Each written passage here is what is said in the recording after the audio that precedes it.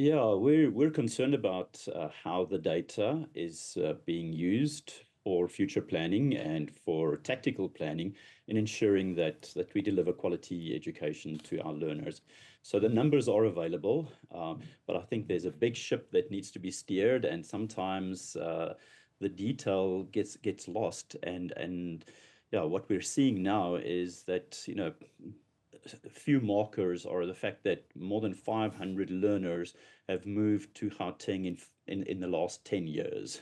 500,000 learners, apologies, 500,000 learners moving into a province, but only 5 new schools being listed on the data. 325 independent schools being established over that period, but only 5 new public schools in that time. And yeah, about 380,000 of that 500,000 learners had to be placed into schools in Gauteng that were existing, which resulted in the fact that Gauteng schools, on average, are over 1,100 learners per school, which is more than double the average of the rest of the country if you look at a single campus. So you can immediately see that we're overpopulating one school campus in this province.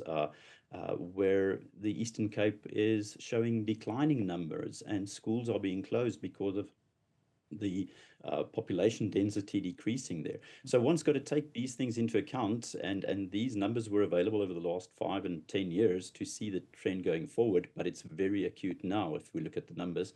And yes, the question is, what should we do with the numbers in planning and how should we react to it, rather than have various other discussions that might not affect learners at grassroots level for quality education for all our learners all around the country. Could it be or is there evidence to show that perhaps, or that explains why, for example, I mean, in Gauteng, you only had 5 new schools built, but as you say, I mean, schools accommodate 1,100 learners, and that's nearly double the national average. Do we know why this information isn't being processed accordingly, or it's maybe a resource issue? That's why there are no new schools being built, even though the data shows that or suggests that there should be schools being built at a faster rate than is the case at the moment. Yeah, I think there are various reasons, and in discussions with the department in Gauteng over the past few years, we've always asked what is the long-term, medium-term infrastructure plan, and one of the reasons are, well, population density is growing faster than the planning can take place. Number two, the density in areas are increasing without land being made available or without land being available, because instead of bigger plots, bigger areas of residential homes, there's blocks of flats or compact units being built, and so we're putting a lot of people into a smaller space, but there's no township development, spatial development that speaks to the same place. So there's no proper planning for land being made available when 200 or 300 units in a complex is being built, and hence the schools around the area are being asked, forced,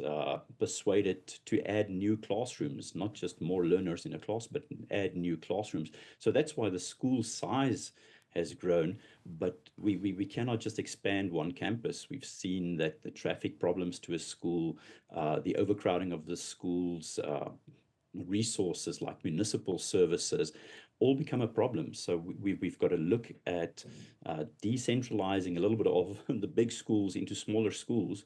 And had we not had 325 independent schools rise up in the last 10 years, that would have been an even bigger problem.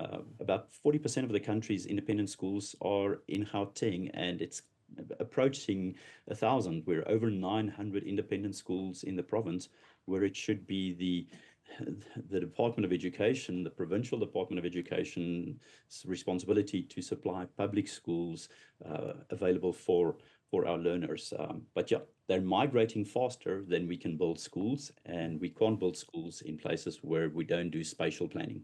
So independent schools have come to ease the burden Yes. a bit. Let's talk about the teachers, the numbers of, teacher numbers, which have risen by a mere 1%, even though the learners have increased by 7% or more. Yes, so the beauty of the education system is the fact that you've got scale. You can add a learner here and there to a class, and so you've got open seats in class. So some of that is a natural capacity and scale that was available. But what we've seen is that the numbers have not increased in educators or percentage-wise as the learners have increased. What we've seen is a fairly big jump in educators' numbers in the province like Gauteng, where the pressure was, but in other provinces not as high. So we've seen in Gauteng over the last 10 years that the department has employed 10,000 odd more educators, but in that same period, governing bodies, that's an agent or an extension of the parents of the community, have employed just about 5,000 new educators. So parents are, in a way, carrying a portion of the burden of additional teachers, additional educators in the system. And I think we are short of quite a few educators in the system, and the invite is there to employ. But the resources, on the other hand, we've just heard reports of provinces saying that they're not looking at filling teacher posts due to fiscal constraints. So there's a magic that needs to be found, but teaching happens in a class with a teacher, with the present teacher. So we need the teachers in the class, and we need teachers to be funded. Apart from the teachers issue, of course, there's also the issue of male learners, especially in grades 11 and 12. We're seeing a decrease there. Why is that? Where are these boys disappearing to? So that's an interesting number, and we thought to compare it with various other reports, and we see that is a trend in sub-Saharan Africa as well. So we're not alone in that. So compulsory schooling is up until 16, end of grade 9 or somewhere in grade 10, where we see learner numbers fairly stable from grade 1 intake to grade 10. And then the big drop off comes. It's not just male learners that drop out, but the percentage flips around, where in most of the grades, it's a 49-51% split between male and female. Then there's suddenly in grade 11 and grade 12 in the region of 55 to 56% female learners, which makes the male learners, drop to 45%. We're not 100% sure of the reasons in that. We thought that it might be the female learners that's losing out on completing education, but it's actually the boy learners that drop out of the system before grade 12. Interesting indeed. That's why I'm going to leave it for today. Riaan van der Bergh, thank you very much for your time.